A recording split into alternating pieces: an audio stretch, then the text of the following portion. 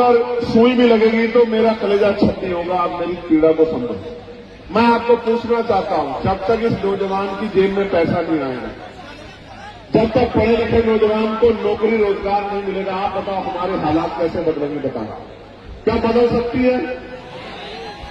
देखो मेरी बात पर गौर करो। आजाद भारत है ना, सबको बराबर का अधिकार कहता है ना संविधान, अवसर की समता है ना। मेरी माँ यहां बैठी है, मेरी माँ हाथ उठा के बता दें, अगर जिन माओं ने हवाई जहाज का सफर किया जरा एक बार हाथ उठा के मुझे दिखा दो। क्यों क्या मेरी माँ को हवाई जहाज का सफर करने के लिए अवसर नहीं मिलना चाहिए?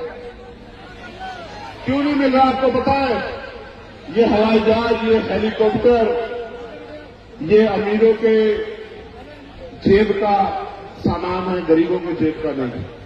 समय बदलेगा, समय बदलेगा। मेरी बात को याद रखना। जो आज तक ट्रेन के डब्बे में नहीं चढ़ी एसी वाले में, उस अपनी मां को, बहन को हेलीकॉप्टर हवाई जहाज में बिठाने का, उसको सम्मान दिलाने का काम उनके बच्चे करेंगे। मेरी बात को आप याद रखना।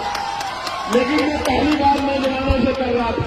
मैं नौजवानों से पूछना चाहता हूं, जब धीरे धीरे आरक्षण खत्म हो जाएगा, सरकारी नौकरियां खत्म हो जाएगी, तो आरक्षण स्वतः खत्म हो जाएगा, तो इस देश में जहां इतनी गैर बराबरी जाति धर्म के नाम पे, तो आप गरीबों को कुर्सी पे कौन बैठने देगा? इसलिए मैं पार्लियामेंट में बिल लेके आया कि निजी क्षेत्रों में आरक्षण व्यवस्था लागू होनी चाहिए। आप बताओ होनी चाहिए नहीं होनी चाहिए? जोर से बताओ होनी चाहिए नहीं होनी चाहिए? तो अगर आप मानते होनी चाहिए तो अब आप जनवरी के बाद तैयार हो जाना। हम लोग निजी क्षेत्रों में SC ST OBC के लोगों को आरक्षण मिले, इसके लिए हम लोग पूरे प्रदेश में यात्रा करने का काम करेंगे। तैयार होनी, तैयार हो बताओ। और सुनो, जितना बैकलॉग बाकी है उसको हम लोग भरवाने का काम करेंगे। मेरी बात को आप याद रखें।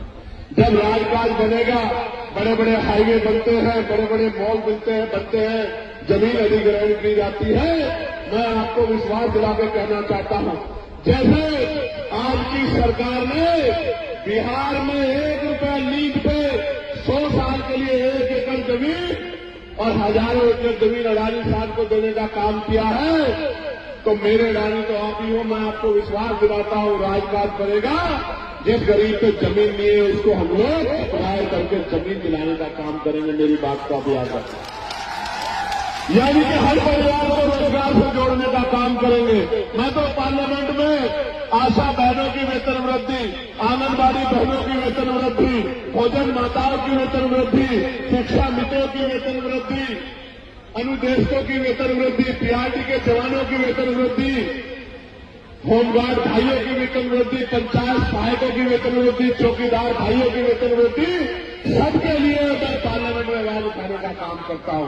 और पुलिस के जो भाई है, इनको 8 घंटे की ड्यूटी मिले, सप्ताह में 1 दिन छुट्टी मिले, बॉर्डर स्कीम खत्म हो, वेतन विसंख्या दूर हो, बीएड के भाइयों को जो बीएड करे भाई हैं उनको अध्यापक की नौकरी मिले, BTC के भाइयों बहनों को नौकरी मिले, इसके लिए मैं पार्लियामेंट में लगातार आवाज उठाता हूं। लेकिन जब हमारी संख्या कम है, जब मैं आवाज उठाता हूं तो वो सोचते हैं इस आवाज को दबा दिया जाए।